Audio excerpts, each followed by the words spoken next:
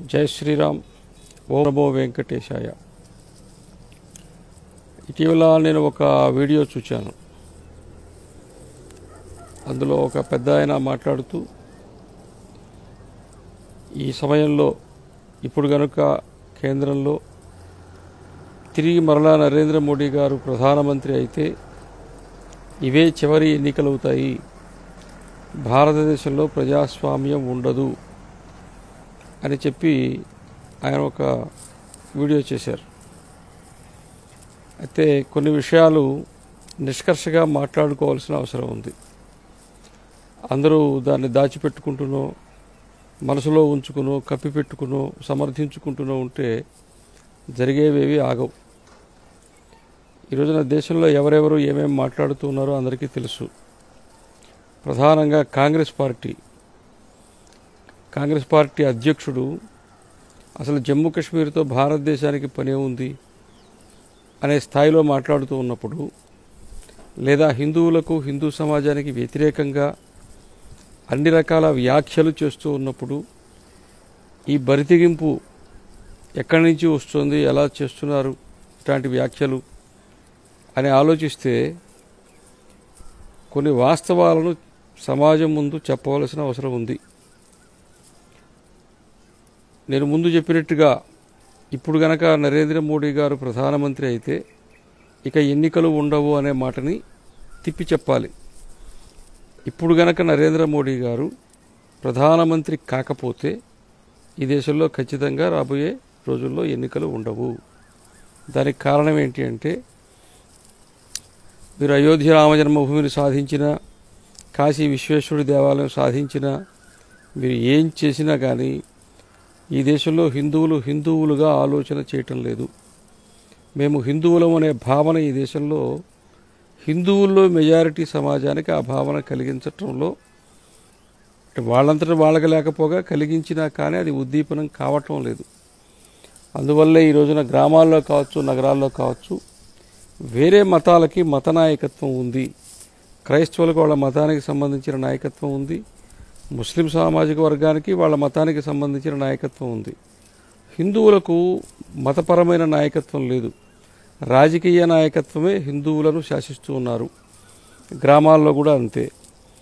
కాబట్టి ఈ విధంగా హిందూ సమాజానికి స్వయంగా తన గురించి తనకు తెలియకపోవడం, హిందూ సమాజానికి ధార్మిక మత నాయకత్వం లేకపోవడం, ఈ రెండింటి కారణంగా ఈ రోజున హిందూ సమాజం నష్టపోతూ ఉన్నది. ఇకపోతే సమాజంలో వస్తున్నటువంటి మార్పులు చెప్తాను. డెమోగ్రఫికల్ చేంజ్, జనాభాపరమైన సంఖ్యాత్మకమైనటువంటి మార్పు.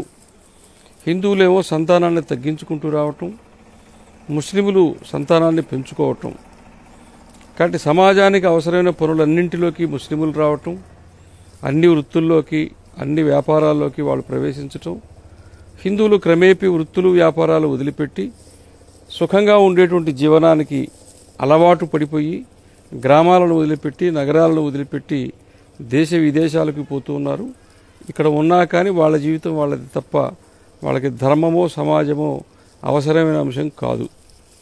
ఈ రోజున భాగ్యనగర్ హైదరాబాద్ దగ్గర నుంచి తీసుకుంటే తెలంగాణలో ఉండేటువంటి ఏ చిన్న నగరాలైనా లేదా మిగతా దగ్గరలో మీరు రాయచోటు తీసుకున్నా, కడప తీసుకున్నా, కర్నూలు తీసుకున్నా, పీలేరు తీసుకున్నా, మదనపల్లి తీసుకున్నా, మీరు జాగ్రత్తగా గమనించండి. ఎక్కడెక్కడైతే హిందువులు ఇళ్ళు అమ్ముకుంటున్నారో వాటిని ముస్లిములే కొంటున్నారు. ముస్లిములు గ్రామాల్లో నివసించడానికి ఇష్టపడుతున్నారు. వాటిని వదిలిపెట్టి హిందువులు వెళ్ళిపోతున్నారు. ఈరోజు వ్యవసాయాన్ని కూడా ముస్లిములే కొంటున్నారు. వాళ్ళేమో దురాక్రమణ చేసి అదేదో పాత బస్తీలో మత కలహాలు జరిగినప్పుడు హిందువులను తిరగేసి ఆ ఇళ్ళన్నీ ఆక్రమించుకున్నారు. అట్లా కాదు. ఈరోజు ఎక్కడైనా సరే ముస్లిముల ఆస్తుల్ని కొంటున్నారు.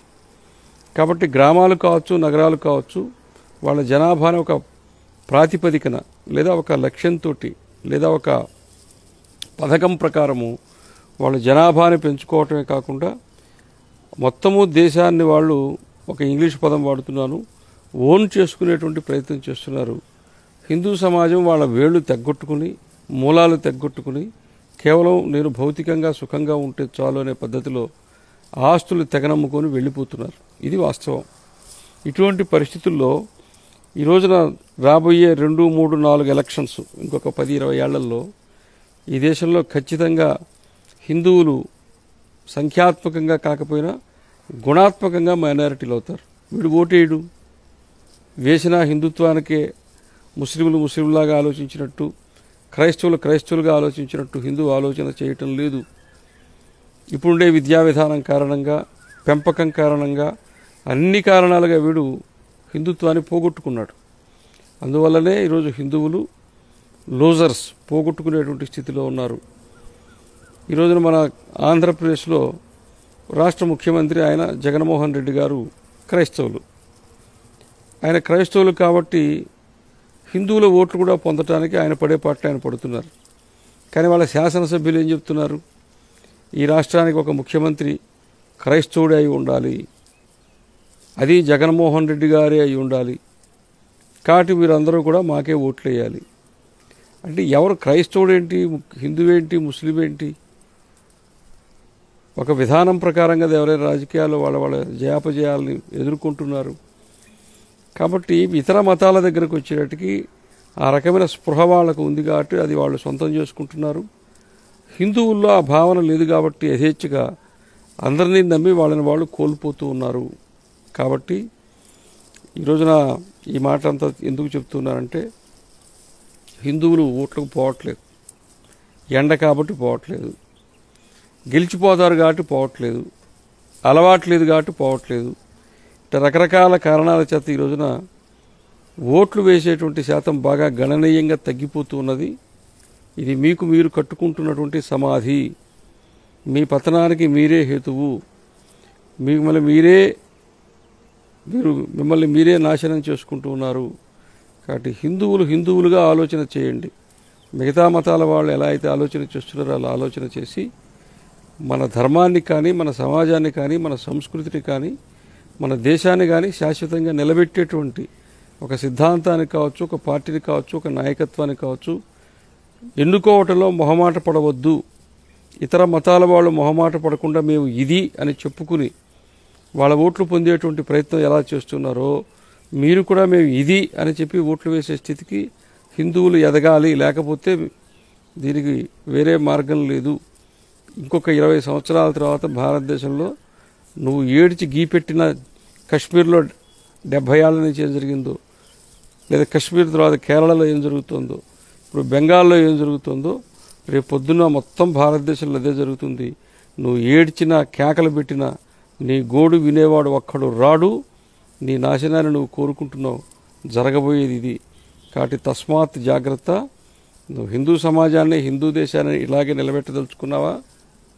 ఊటి దేశం పోతే గంగలో గలని అనుకున్నావా? నీ కర్మ నువ్వు అనుభవించదలుచుకున్నావా? నీ కర్మ నువ్వు అనుభవించు.